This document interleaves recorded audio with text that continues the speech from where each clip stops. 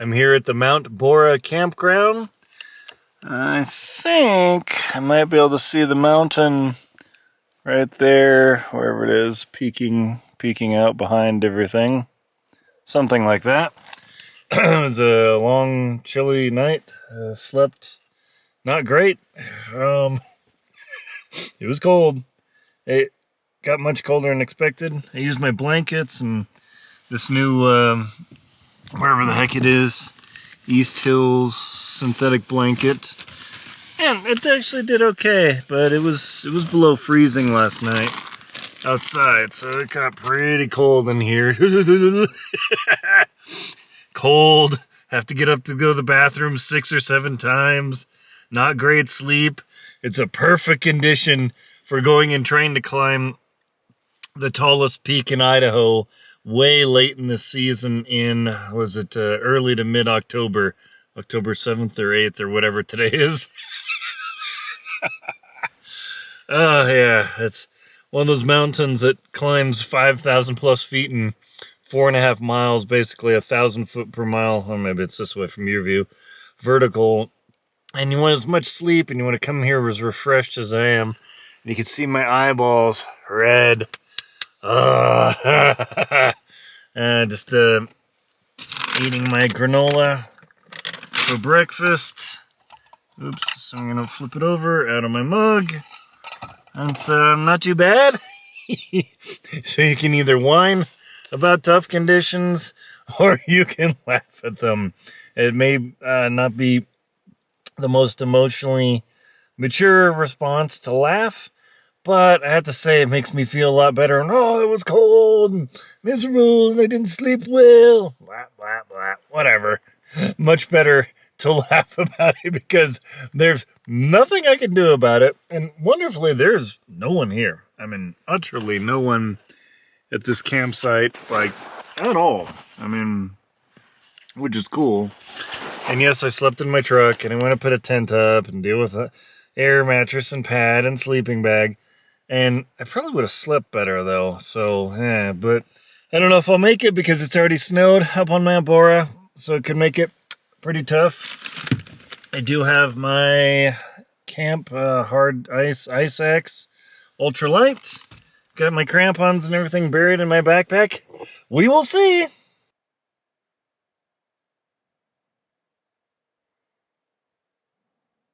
Off to try and climb Mt Borah here. Here's my truck. Gonna head way up into the mountains. Now in eastern Idaho there is forecast for rain and possible thunder showers. So if I get up there and I hear the boom boom, that's it. Head back down. Too dangerous because there's no cover. But we'll give it the best shot. It is a long drive here. Woo! Hopefully the weather holds and I can make it and get back down. But have a good time. Summit is optional. Getting down, mandatory.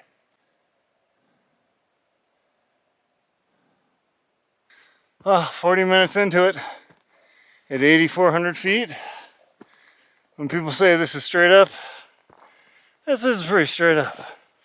Whew. Sweating up a storm. Shirt undone. There. Where's the 7,500 feet? I was cold. Typical mountain climbing.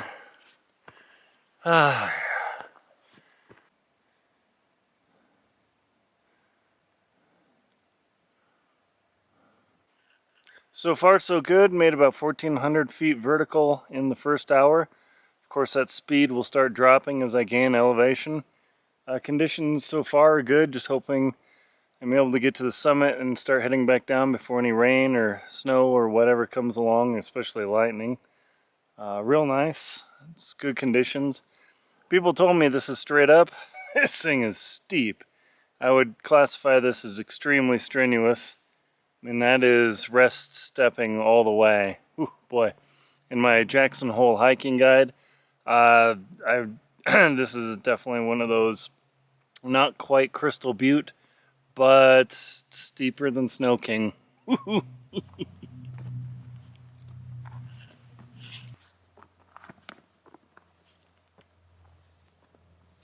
Hour 2, that's pretty beautiful up here.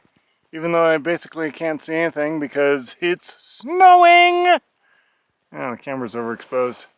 Oh well.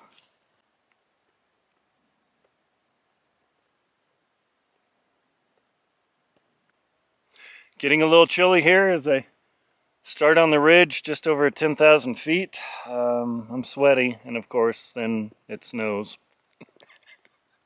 I'd show you the beautiful landscape, but that's all I can see. Good times. Got to keep forging on because it's supposed to snow quite a few inches today, and I don't want to get caught having to slog through that. It's just barely starting to stick, and I've got several hours. Yeah, well. So far, so good. Lots of snow falling. Oh well. Trail's pretty easy to follow. There's stay on the ridge or stay on the ridge.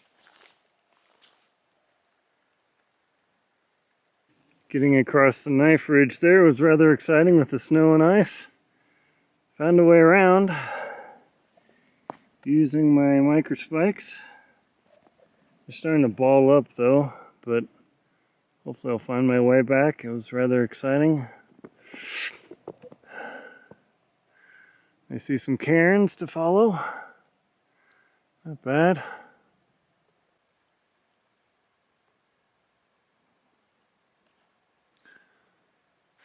I almost ended up turning back at the knife ridge because it's boy, starts sliding in that ice. I wouldn't be able to stop. There's nothing for the ice axe to grab purchase on, and I needed both hands.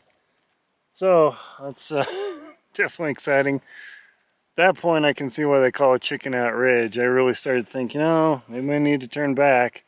I was able to make it across knowing that I need to get back across again. It's already 1 o'clock. My micro spikes are starting to stick to the surface. And there's the knife edge.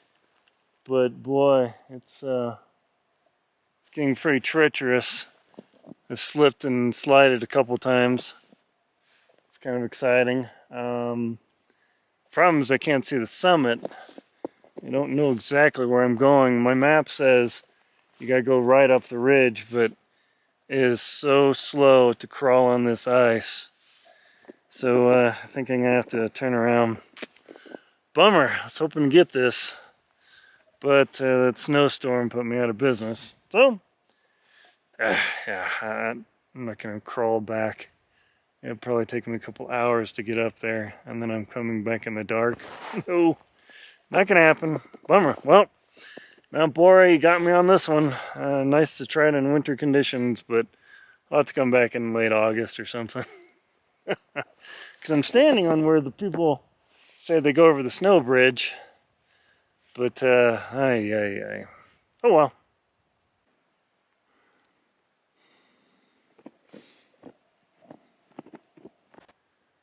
The summit of Mt Borah.